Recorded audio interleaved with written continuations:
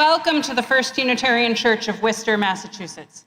I'm Sarah Stewart, the minister here. It's wonderful to have all of you with us this morning on our InGathering Sunday.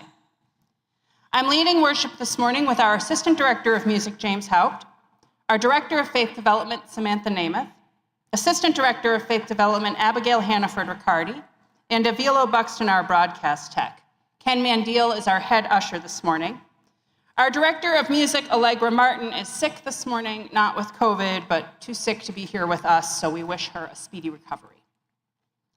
Here at First Unitarian Church, we strive in loving fellowship to honor the sacred, connect with each other, and serve justice. We are a welcoming congregation. Whatever your age, race, class, nationality, sexual orientation, or gender identity, we are delighted to have you with us today. For those of you who are joining us online, you can like this video to help others find us and subscribe to our channel to find more content. The newsletter is the best way to stay in touch with everything we do together as a congregation. To subscribe to our newsletter, please go to firstunitarian.com and click subscribe to our newsletter at the bottom of any page. Everyone is welcome to come to a social hour in the church parlor after the service. You can get there through either of these doors at the front of the sanctuary. This door on my left is the accessible entrance. And if you are a newcomer, please stop by the welcome table just through this door. There are volunteers there who can answer any questions you might have about our church. We have a gift bag for you, and you can also sign up for our newsletter there. There are announcements in your order of service, and I have one additional announcement this morning. Today's service is multi-generational, including our babies. Faith development classes for children and youth begin on Sunday, September 24th, but I just want everybody to know that babies and children are always welcome to stay here in the worship service with their caregivers if they wish. Baby noises are part of the joy of our worship together. This is the day the Lord has made. Let us rejoice and be glad in it. Be like water, run deep, run clear. Fill any space to its own dimensions. Respond to the moon, to gravity. Change colors with the light.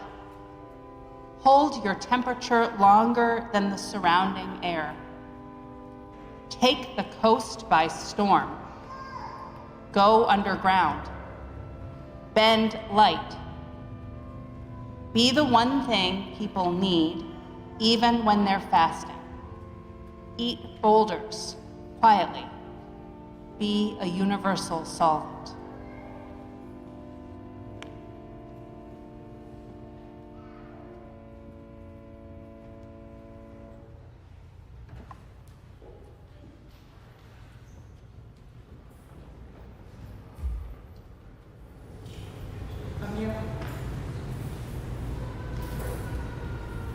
Amelia is going to light our chalice this morning.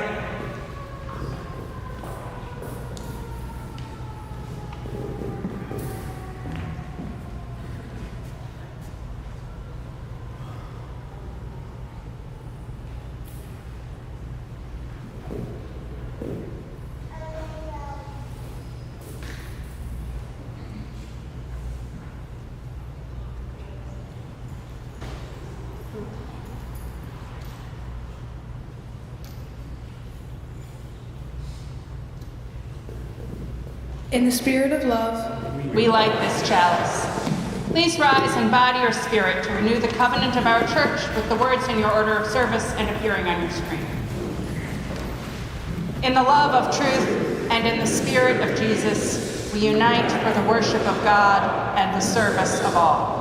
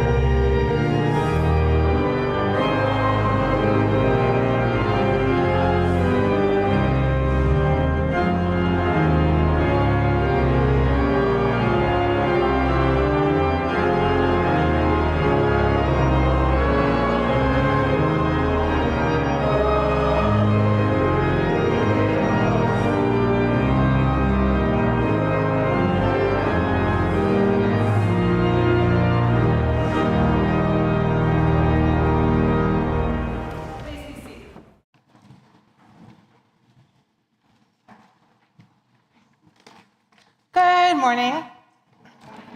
And a super hey to all the children and youth. It's great to see you all again. I wanted to give a quick update about our faith development programs this year, and I hope you all have clicked open your newsletter because there's a lot going on. So we have programs for all ages, we have a youth hall coming up in October, and we also have something special for parents. This Thursday from 6 to 7:15, we have a Parent Connect Night for all the families. We're inviting you to come mix, mingle, have conversations, and connect to really build a parent community for you all that your kids have within themselves. And I'm sure you all have a great community, but what's another evening together? So that's once a month, and today is the last day to RSVP if you need childcare for that. Today's story is Rivers, and over, if you're new here, we have Abby that is completing the story lovely over there. Thank you. Once upon a time, there were two rivers flowing side by side. Both rivers like to argue about who was the best. The water in my river is better than the water in your river, said one. No, the water in my river is better than the water in your river, said the other. The two rivers would flow along all day, arguing about which river was the best. Both were quite sure that they were the greatest. Doesn't my water make a joyful sound as it runs over the smooth, polished pebbles on my bottom? And look at the way the sun reflects off the ripples and the eddies that form around the granite boulders at my edge. These things are so beautiful. Surely I am the best river, said the first. The other river replied, but look at all the fish that swim in my clear, cool water. And have you heard the frogs singing at night? They live in the reeds and the lilies that grow at my banks. I am home to so many wonderful creatures. Surely I must be the best river. The two continued to argue until one day something strange and unexpected happened. The rivers rounded a bend, slid down a small falls, and suddenly saw that they were flowing towards something much bigger and greater than themselves. Up ahead were big crashing waves and water everywhere as far as they could see. They continued to rush faster and faster until the water from both rivers churned together into the vast and enormous ocean. Then a sound came from the sky. It came from a cloud that chuckled for a moment and then said, "Now you see how foolish you have been, arguing about who is best. There is no highest or lowest. There is no greatest or least. All things are one, and all are joined together like rivers in the sea." Thank you.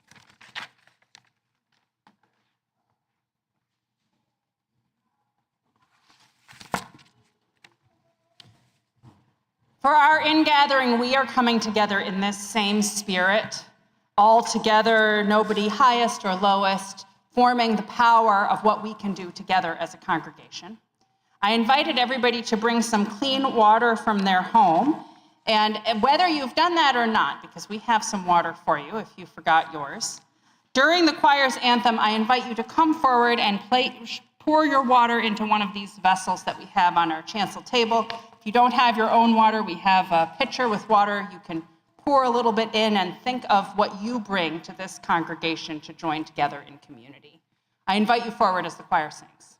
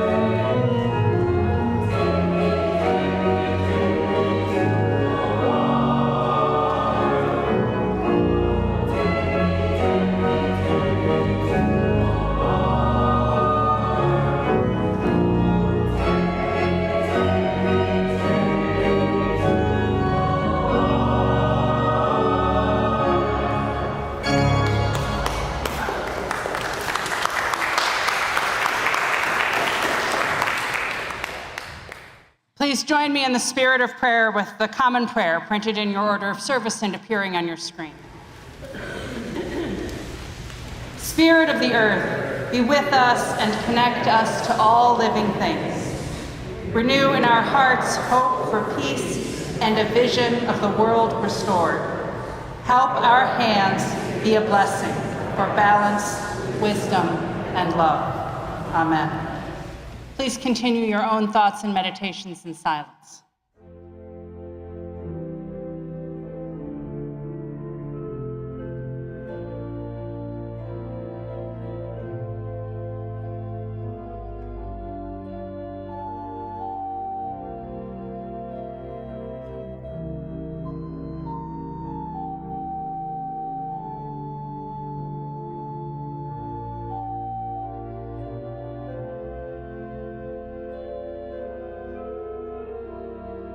Meditation, we share the joys and sorrows of our church with one another. Liz Gustafson lights a candle of gratitude for the help and leadership of her fellow members in this congregation. Amy Borg will take over the coordination of volunteers for IHN Family Shelter for our congregation. And Lisa McWalters is stepping up as the chair of the Social Justice Committee. Gratitude for these and all leaders in our congregation. Ginny Johnson lights a candle for all of those known and unknown loved ones who are victims of the earthquake in Morocco. Mary Rose Paradis lights a candle of healing as she recovers from surgery to treat breast cancer. Our thoughts and prayers are with Mary Rose, Max, and their family. And we light a candle to celebrate the marriage of Amanda and David Vellum, who were married here in this sanctuary last Sunday with the choir singing joyfully to celebrate them. We know there are those joys and sorrows which go unspoken among us, so we reach out to one another in compassion as we say together the prayer of Jesus. Our Father, who art in heaven, hallowed be thy name. Thy kingdom come, thy will be done on earth as it is in heaven. Give us this day our daily bread, and forgive us our trespasses as we forgive those who trespass against us. And lead us not into temptation, but deliver us from evil. For thine is the kingdom, and the power, and the glory, forever and ever. Amen. Our ministries at First Unitarian Church continue to thrive because of your support. In the past few weeks, garden volunteers created and watered beautiful planters on the front porch and tended our memorial garden. Members of the Buildings and Grounds Committee oversaw a project to permanently install the sanctuary wiring out of sight for our live stream equipment.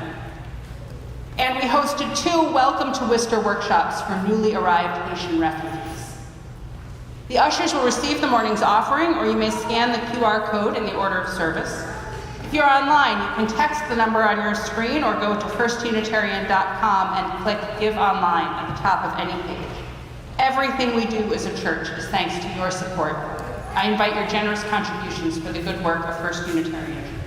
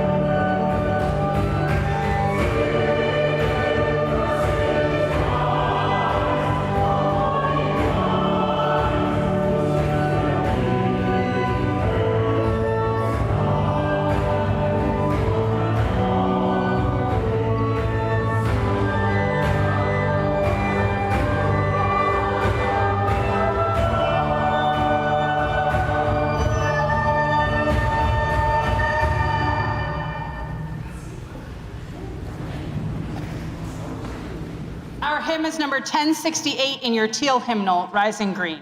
Please rise and bow your spirits.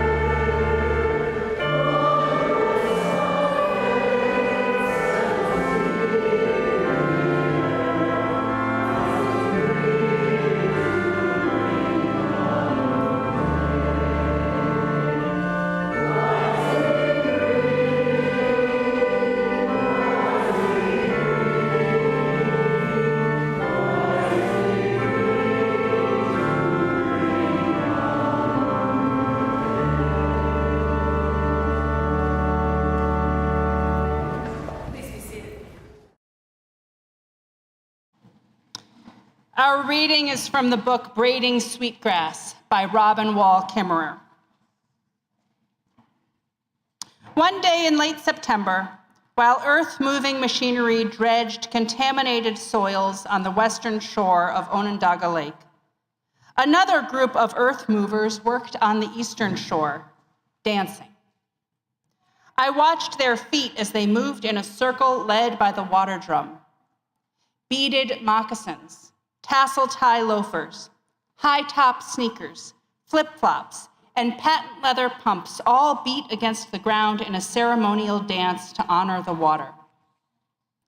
All the participants carried vessels of clean water from their home places. Their hopes for Onondaga Lake were held in these vessels. Work boots brought spring water from the high hills. Green Converses carried city tap water. And red wooden sandals peeking from below a pink kimono carried sacred water all the way from Mount Fuji to blend that purity into Onondaga Lake. This ceremony is restoration ecology, the healing of relationship and the stirring of emotion and spirit on behalf of the water. Singers, dancers, and speakers took the stage by the lake to call for the restoration of the lake. Naturalist E.O. Wilson writes, "There can be no purpose more inspiring than to begin the age of restoration, reweaving the wondrous diversity of life that still surrounds us."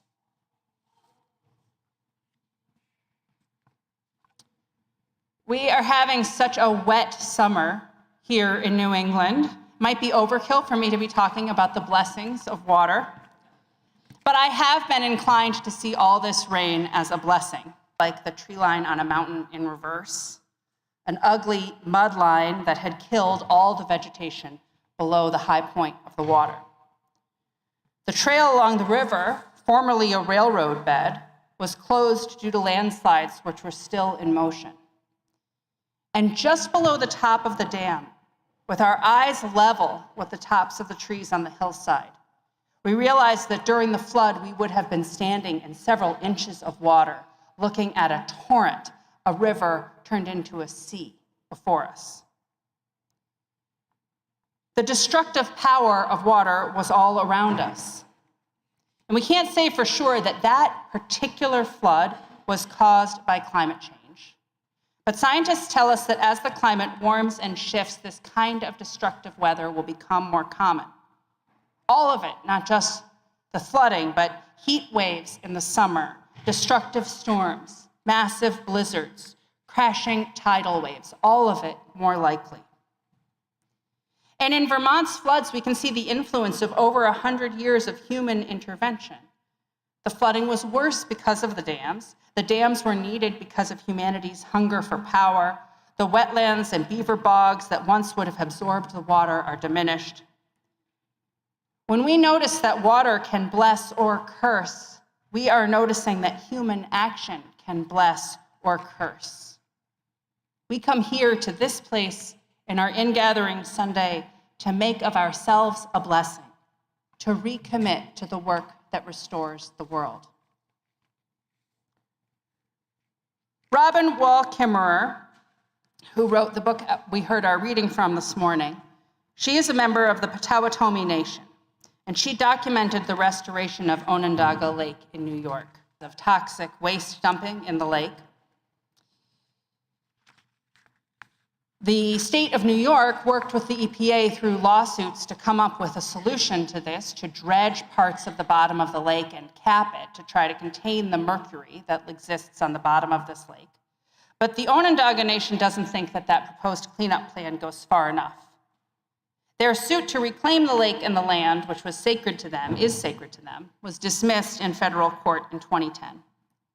But nonetheless, when the cleanup of the toxic lake bed began, representatives of the Onondaga people brought their spirit and their tribute to the sacred waters, which Kimmerer described.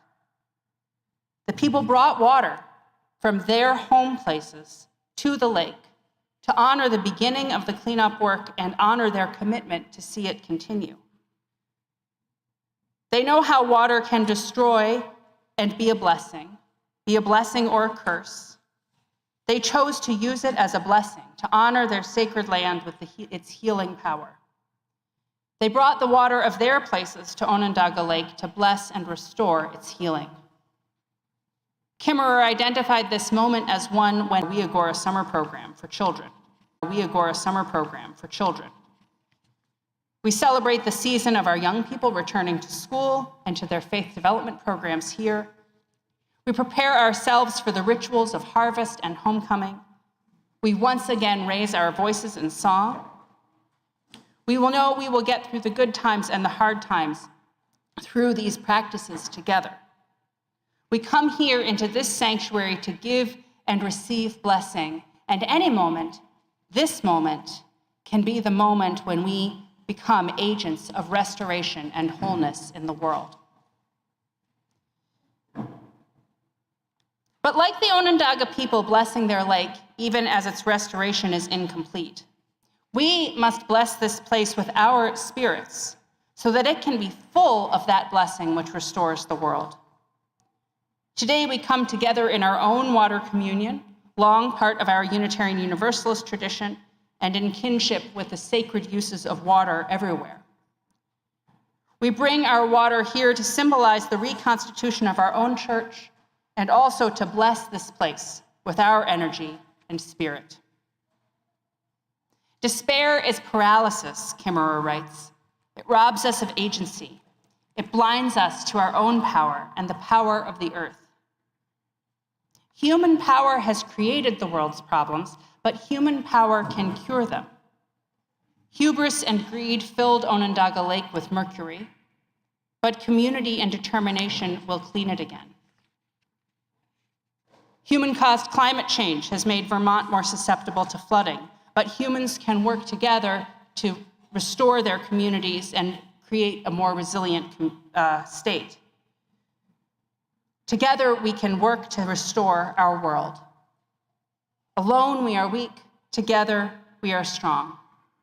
In blessing and restoring this church for a new year together, we bless and restore the world. Here, we become the power that fights despair.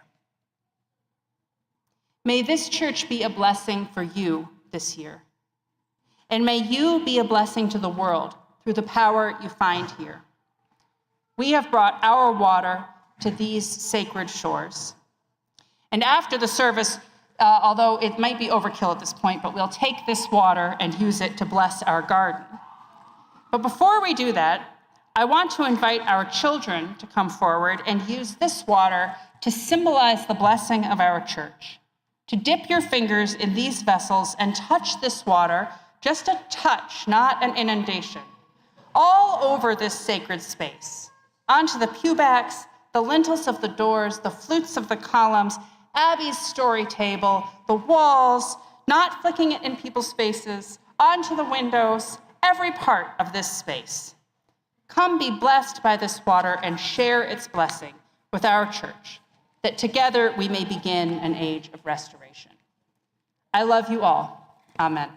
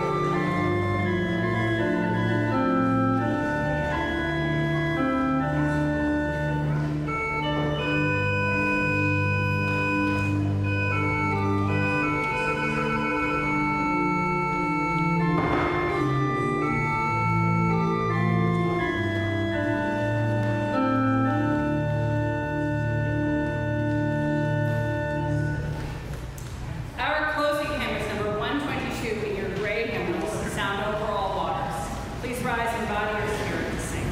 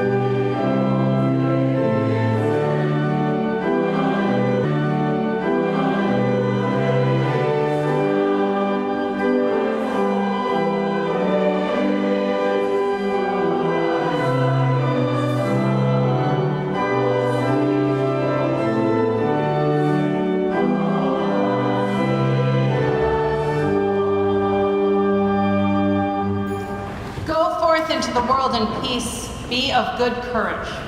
Hold fast that which is good. Render to no one evil for evil. Strengthen the faint-hearted, support the weak, help the afflicted, honor everyone. Love